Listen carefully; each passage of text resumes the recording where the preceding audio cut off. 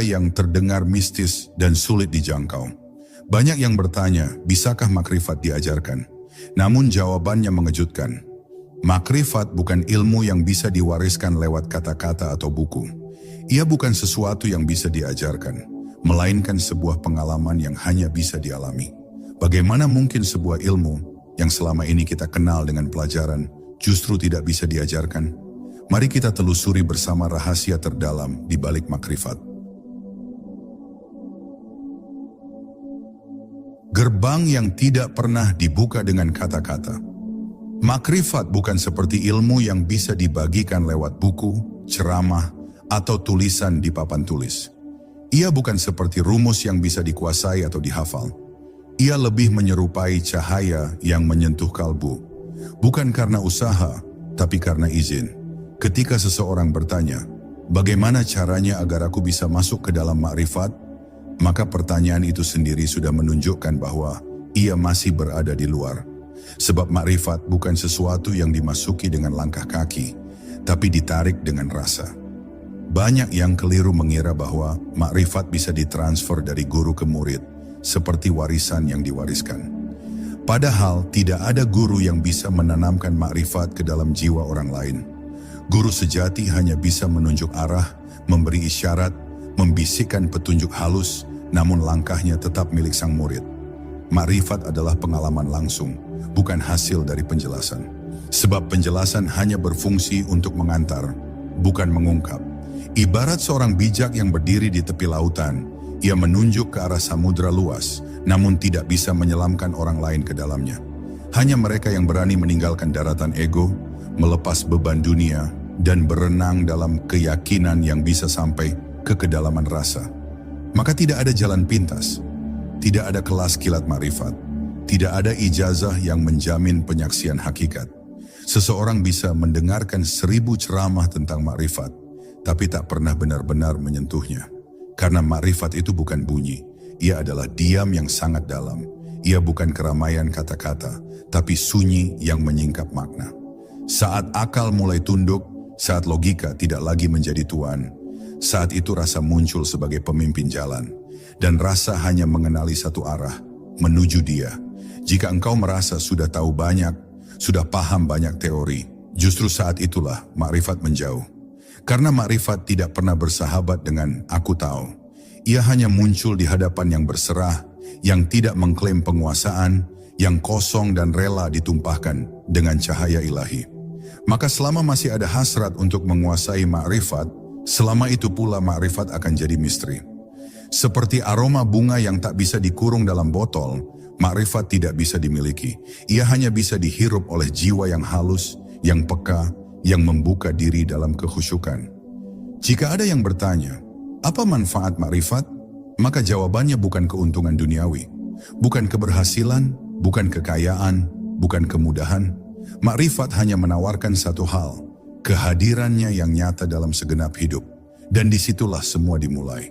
Bukan dari banyaknya ilmu yang dikumpulkan, tapi dari kesiapan hati untuk mengalami. Karena makrifat bukan tentang mengetahui, tapi tentang menjadi. Guru hanya menunjuk, tapi jalan tetap sunyi. Bayangkan seseorang berdiri di tengah padang yang sangat luas, tanpa arah, tanpa peta. Kemudian muncullah seorang guru, menunjuk ke arah satu titik di cakrawala, dan berkata, kesanalah jalan pulangmu. Tapi setelah itu, guru itu pun kembali diam.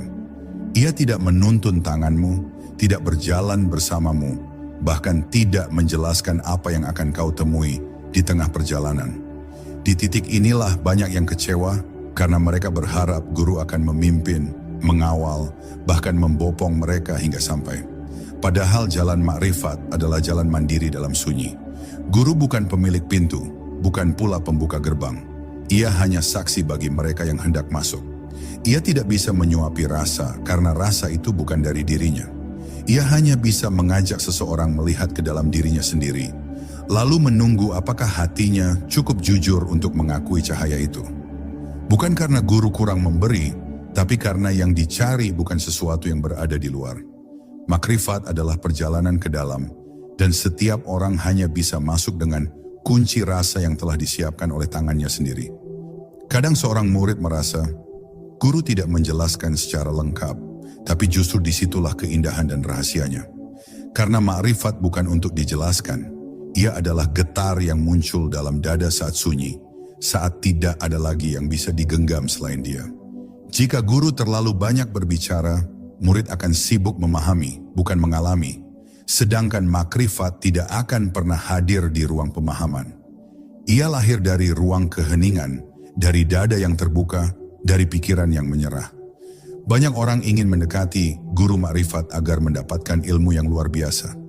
Tapi semakin mendekat dengan harap mendapatkan sesuatu, justru semakin jauh dari rahasia itu.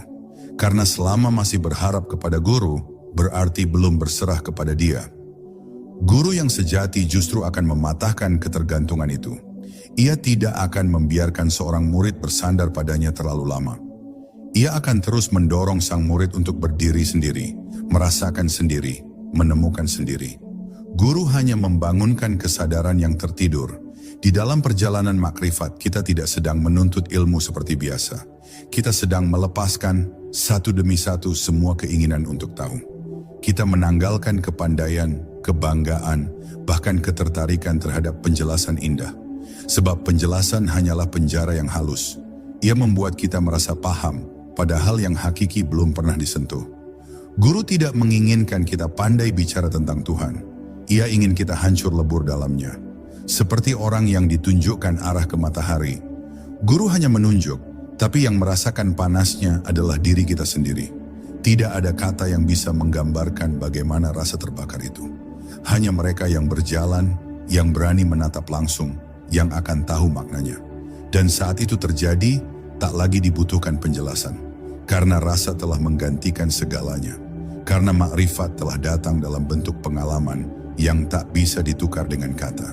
Maka jangan menuntut guru untuk mengajarimu makrifat.